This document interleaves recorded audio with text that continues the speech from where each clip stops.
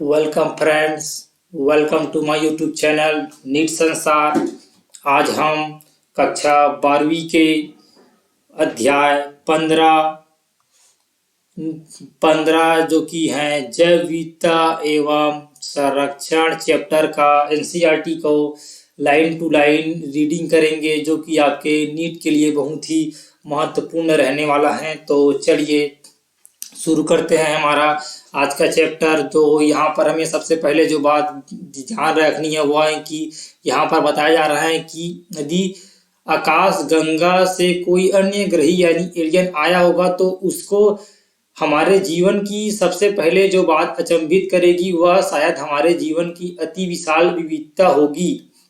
और इसके अलावा हम आगे बढ़ते हैं। आगे जो हमें याद रखना है कि हमारी पृथ्वी पर 20,000 चींटियों की जातियां, 3 लाख बीटल भृंग की जातियां, 28,000 मत्स्य यानी मछलियों की जातियां और 20,000 से अधिक अधिपादप यानी आर्किड की जातियां हैं। और चलिए बढ़ते हैं हमारे अगले टॉपिक पर जो है जैव विविधता। तो हमें यहाँ पर जो बात याद रखनी है कि यहाँ पर बताया जा रहा है कि हमारे जैव मंडल में न केवल जाति स्तर पर वरन जैवीय संगठन के सभी स्तर पर कोशिकाओं के वृहत अणु से लेकर जीवोम यानी बायोम तक विविधता मिलती है, यानी संगठन के सभी स्तर पर जैव विविधता मिलती है। और यहाँ पर एक महत्वपूर्ण पॉइंट जो कि आपके एग्जाम में पूछा जा सकता है वह है कि जैव विविधता शब्द एक सामाजिक जीव वैज्ञानिक एडवर्ड विल्सन द्वारा जैविक संगठन के प्रत्येक स्तर पर उपस्थित विविधता को दर्शाने के लिए प्रचलित किया गया था। तो आपसे एग्जाम में क्वेश्चन आएगा कि जैव विविधता शब्द को किसके द्वारा प्रचलित किया गया था। तो किसके द्वारा प्रचलित किया गया था? सामाजिक जीव वैज्ञानिक एडवर्ड विल्सन द्वारा प्रचलित किया गया था। और हमें अब जैव विविधता के प्रकार के बारे में बताया जा रहा है। तो सबसे पहला प्रकार है आनुवांशिक विविधता। तो नाम से स्पष्ट है, आनुवांशिक विविधता यानी कि आनुवांशिक स्तर पर विविधता। तो हमें यहाँ पर जो बताया जा रहा है कि यहाँ पर जो महत्वपूर्ण पॉइंट यह है कि एक जाति आनुवांशिक स्तर पर अपने वितरण क्षेत्र में बहुत विविधता दर्शा सकती हैं, बिल्कुल दर्शा सकती हैं। यहाँ पर हमें जो याद रखना वह है कि हिमालय की विभिन्न श्रेणियों में उगने वाला एक औषधीय पादप रावोल्फिया वोमिटोरिया की आनुवांशिक विविधता उसके द्वारा उत्पादित सक्रिय रसायन रेसरपिन की क्षमता तथा सांद्रता से संबंधित हो सकती है। और आगे हमें बताया गया है कि भारत में 50,000 से अधिक आनुवांशिक रूप में भिन्न धान तथा 1,000 से अधिक आम की जातियां हैं। तो यहाँ पर हमें जो याद रखना है वह यह है कि रावोल्फिया वोमिटोरिया एक औषधि पादप है और इसकी आनुवांशिक विविधता इसके द्वारा उत्पादित सक्रिय रसायन रेसरपिन की सांद्रता एवं क्षमता से संबंधित होता है। इसके अलावा भारत में 50,000 से अधिक आनुवांशिक रूप में भिन्न धान की तथा 1,000 से अधिक आम की आनुवांशिक रूप से भिन्न जातियां हैं। यह बातें आपको इसमें याद रखनी है। और जैव विविधता का अगला प्रकार जिसमें जाति विविधता बताया जा रहा है और यह भिन्नता जाति स्तर पर है, नाम से स्पष्ट है जाति विविधता। और यहाँ पर आपको जो याद रखना है वह यह है कि पश्चिमी घाट के उभयचर जातियों की विविधता पूर्वी घाट से अधिक है। जाति विविधता में आपको याद रखना है पश्चिमी घाट की उभयचर जातियों की विविधता पूर्वी घाट से अधिक है। और आगे हमें बताया जा रहा है जो कि जैव विविधता का अगला प्रकार है वह है इकोलॉजिकल विविधता यानी पारिस्थितिकी विविधता। और यहाँ पर हमें बताया जा रहा है कि यह विविधता पारितंत्र स्तर पर है, बिल्कुल सही बात है। और यहाँ पर जो आपको याद रखना है कि भारत के रेगिस्तान, वर्षा वन, मैंग्रोव, कोरल रीफ, आर्द्र भूमि, एस्यूरी, एल्पलाइन मीडोज की पारितंत्र विभिन्नता स्कैंडिनेवियाई देश नॉर्वे से अधिक है।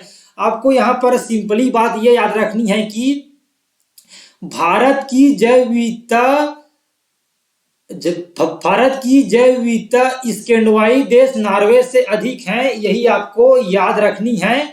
और आगे हमें बताया जा रहा है कि इस जैव विविधता को एकत्रित होने में विकास के लाखों वर्ष लगे, लेकिन अभी वर्तमान स्थिति में सभी जीव जातियों की क्षति दर बहुत ही तेजी से हो रही है।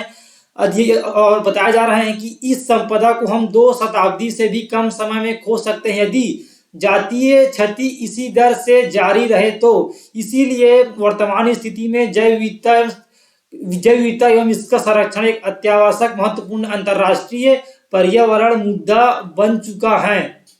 और चलिए बढ़ते हैं हमारे अगले टॉपिक पर। तो हमारा अगला टॉपिक है पृथ्वी तथा भारत में कितनी जातियां हैं। तो यहाँ पर आपको सीधे याद रखनी है वह यह है कि IUCN यानी international union for conservation of nature and natural resources 2004। अब यहाँ पर आपको IUCN का फुल फॉर्म भी याद रखना है। और IUCN के अनुसार बताया जा रहा है कि अब तक दर्शाई गई जंतु एवं पादपों की कुल संख्या 1.5 मिलियन से कुछ अधिक है। तो आपको यहाँ पर 2 बातें याद रखनी है, IUCN की फुल फॉर्म और IUCN के अनुसार जंतु एवं पादपों की कुल संख्या जो कि 1.5 मिलियन से कुछ अधिक है। और आगे हमें बताया जा रहा है कि लेकिन हमें यह ज्ञात नहीं है कि अभी और कितनी जातियों की खोज और व्याख्या होना शेष है। और यहाँ पर हमें और एक महत्वपूर्ण पॉइंट जो कि हमारे एग्जाम में आ सकता है वह है कि वर्गीकीय समूह की जातियों की खोज उष्णकटिबंधीय देशों की अपेक्षा शीतोष्ण यानी टेम्पेरल देशों में अधिक पूर्ण है। यानी ये वो बता रहे हैं कि अभी शीतोष्ण देशों में जातियों की खोज अधिक पूर्ण है, किसके कंपेयर, उष्णकटिबंधीय यानी ट्रॉपिकल देशों के तुलना में ज्यादा है। अब यहाँ पर आगे हमें जो बातें याद रखनी है वह यह है कि रॉबर्ट में जो कि एक वैज्ञानिक हैं, रॉबर्ट में द्वारा दिया गया एक अधिक संतुलित तथा वैज्ञानिक रूप से शुद्ध आकलन वैश्विक जाति विविधता को लगभग 70 लाख यानी 7 मिलियन मानता है। यानी कि आपको यहाँ पर सिंपल ये बात याद रखनी है कि रॉबर्ट में द्वारा 7 मिलियन बताया गया है जाति विविधता को, रॉबर्ट में द्वारा 7 मिलियन बताया गया है जाति विविधता को। और चलिए बढ़ते हैं आगे इस टॉपिक पर। तो यहाँ पर हमें यह बताया जा रहा है कि सभी आकलित जातियों में 70% से अधिक जंतु हैं, जबकि शैवाल, कवक, बायोफाइट, आवृतबीजी, अनावृतबीजी जैसे पादपों को मिलाकर 22% से अधिक नहीं है। यानी कि बताया जा रहा है कि अभी तक जितने भी जातियां हैं उसमें से 70% से अधिक तो जंतु हैं और कवक, शैवाल, बायोफाइट, आवृतबीजी, अनावृतबीजी जैसे पादपों को मिलाकर 22% से अधिक नहीं है। आपको ये परसेंटेज भी याद रखना है जो कि महत्वपूर्ण है, आपसे एग्जाम में आ सकता है। और इसमें आगे बताया जा रहा है कि जंतुओं में कीट सबसे अधिक समृद्ध जातीय वर्ग समूह है, यानी कि वह उस जंतुओं में कीट की संख्या सर्वाधिक है और जो कि संपूर्ण जातियों की 70% से अधिक है, यह भी आपको याद रखना है। और इसका अर्थ यह है कि इस ग्रह में प्रत्येक 10 जंतुओं में 7 कीट है। यानी कि अगर हम अपने आसपास देखते हैं 10 जंतु हैं तो उसमें 10 में से 7 केवल कीट ही होंगे। और इसके अलावा आगे हमें याद रखना है कि यह बताया जा रहा है कि संसार में कवक जातियों की कुल संख्या मछली, उभयचर, एम्फीबिया, सरीसृप, रेप्टाइल, स्तनधारियों से अधिक है।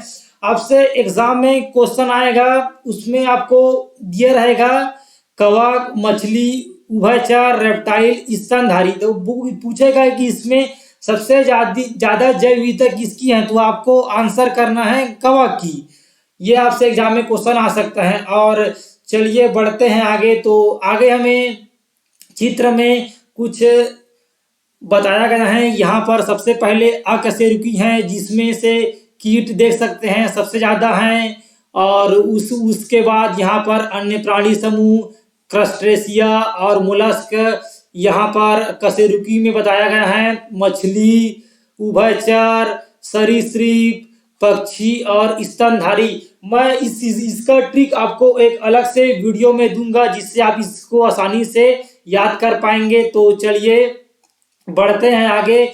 और आगे एक महत्वपूर्ण पॉइंट बताया गया है कि यह बात ध्यान में होनी चाहिए कि ये आकलन प्रोकैरियोट की संख्या नहीं बताते, यानी कि ये आकलन प्रोकैरियोट की संख्या नहीं बताते। वैज्ञानिकों का यह पक्का विश्वास है कि प्रोकैरियोट जातियों की संख्या कितनी हो सकती है। पक्का विश्वास नहीं है कि उनकी संख्या कितनी हो सकती है, मतलब वो श्योर नहीं है कि इनकी संख्या कितनी है। अब यहाँ पर महत्वपूर्ण बात यह है कि प्रोकैरियोट जातियों के पारंपरिक वर्गीकरण में कुछ समस्या, कुछ दिक्कत है, जो कि यह है कि मतलब प्रोकैरियोट के वर्गीकरण में कुछ समस्या है जो इस प्रकार है।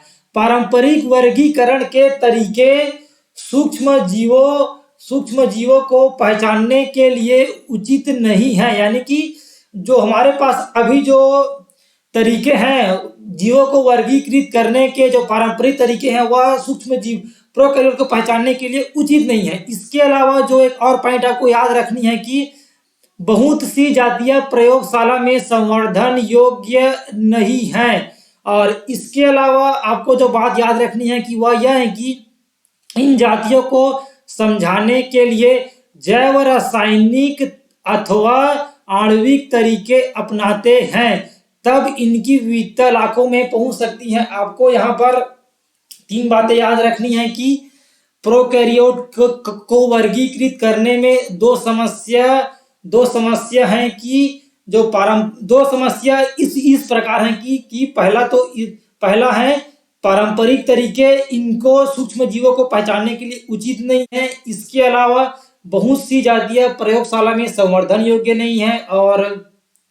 और जो तीसरा पॉइंट जो आपको याद रखना है कि हम इन सूक्ष्म जीवों की जाति विविधता को किस प्रकार निर्धारित कर सकते हैं, यानी इनको समझा सकते हैं। तो इसके लिए हमें जैव रासायनिक अथवा आणविक तरीके अपनाना पड़ेगा इनकी जैव विविधता को दर्शाने के लिए। तो चलिए अब आगे बढ़ते हैं। तो आगे हमारा जो पढ़ना है हमें वह है कि बताया जा रहा है कि भारत का भूमि क्षेत्र विश्व का केवल 2.4% है। आपको याद रखना है कि भारत का भूमि क्षेत्र विश्व का केवल 2.4% है, लेकिन इसकी वैश्विक जाति विविधता 8.1% है। आपको यह भी याद रखना है कि भारत की वैश्विक जाति विविधता 8.1% है। कितना? 8.1% है। और यही कारण है कि भारत संसार के 12 विविध देशों में भारत भी एक है। यह भी आपको याद रखना है कि संसार के 12 महाविविध देशों में भारत भी एक है। और आगे हमें बताया जा रहा है कि भारत में लगभग 45,000 पादप जातियां तथा इससे 2 गुने से अधिक जंतुओं की जातियों को अभिलिखित किया जा चुका है। आपको याद रखना है कि भारत में अभी 45,000 पादप जातियां और इससे 2 गुनी अधिक जातियों को अभिलिखित किया जा चुका है।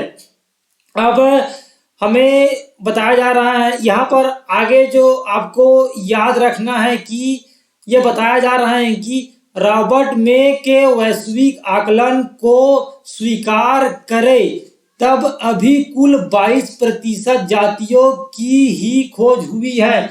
आपको यह याद रखना है, आपके एग्जाम में क्वेश्चन आ सकता है कि यदि रॉबर्ट मे के वैश्विक आकलन को स्वीकार करें तब अभी कुल कितने प्रतिशत जातियों की खोज हुई है, तो 22% जातियों की ही खोज हुई है। और हमें आगे बताया जा रहा है कि इस अनुपात से भारत की विविधता का आकलन करें तो अगर इसके अनुसार रॉबर्ट मे के अनुसार यदि भारत की विविधता का आकलन करें तो 1 लाख से अधिक पादप, 3 लाख से अधिक जंतु जातियों की खोज तथा वर्णन होना शेष है। और चलिए आगे बढ़ते हैं। तो आगे हमें यहाँ पर जो याद रखना है वह यहाँ पर अब सीधे हम अगले टॉपिक पे बढ़ जाते हैं। हमारा अगला टॉपिक है जैव विविधता के प्रतिरूप पैटर्न। तो हमें जैव विविधता के प्रतिरूप पैटर्न कौन कौन से हैं पहले ये देख लेते हैं। कुछ जैव विविधता के प्रतिरूप पैटर्न हैं। एक है